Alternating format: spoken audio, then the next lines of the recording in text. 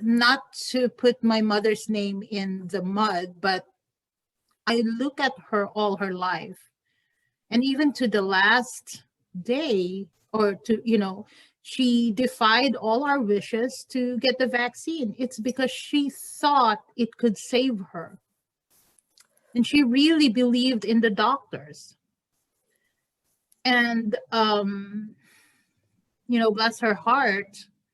But she's one of so many that's been programmed to depend on people who pretend to have their highest good in mind, but not really.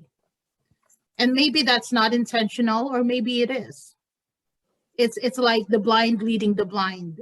And it's time we stop being a puppet on a string. And I'm so mad about this. Because people have been so disempowered, destabilized, and distorted to not know who they really are at core. The fear people are being instilled. And like you said, your mom thought it was going to save her.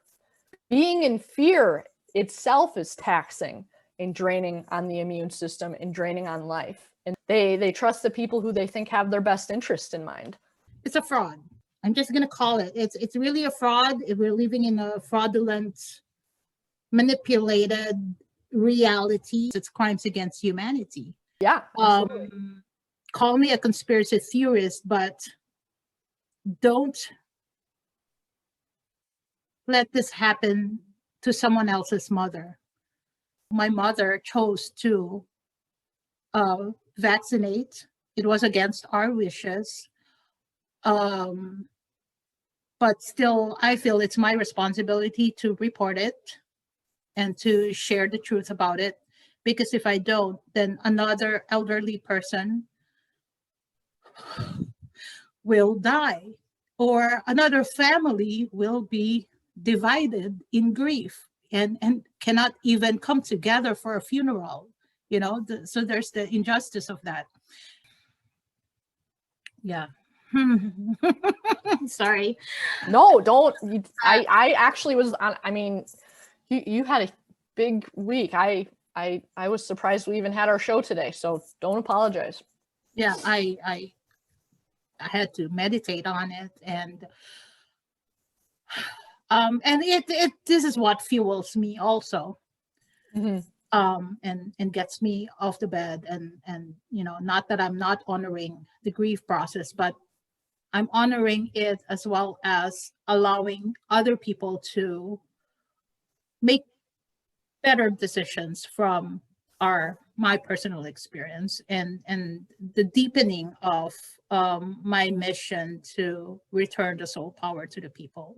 When we are dumbed down, starting with our food, and then all the toxicity coming from everywhere, from the chemical, from our water, from our toothpaste with fluoride, so many. And we don't connect the dots. And we're constantly just catching it up. That's really my plea to everyone, is to take back control of your life. And just like what you did when you were 13. Yeah, your story is amazing. Not to be dramatic, I'd probably be dead or have a terrible quality of life. I mean, I was having diarrhea 14 times a day, and the medical community was saying, oh, that's your new normal. Like, that's terrible. Exactly my point. Yeah. So they gave me a thyroid medication we were talking about throat earlier. And for the life of me, and again, this is because of my mother, I saw my mother pop pills, and that was her normal. And something in me at a young age created an aversion to pills so that I couldn't follow her path. I had a most excruciating depression. I couldn't pop an antidepressant into my mouth. I couldn't, even if it saved my life. And that's because of the contrast my mother gifted to me. Your mother gifted you in a different way. My mother gifted me with a contrast. Right. You said you wouldn't take the antidepressant, right? No, I didn't. I couldn't. Even the thyroid medication, what they told me, and even with the antidepressant, it's going to be a way of life for you. Yeah. And that's a terrible answer. Freaking crap. had to be fired by my own doctor for non-compliance. Hey, our bodies are smart, if you just let them.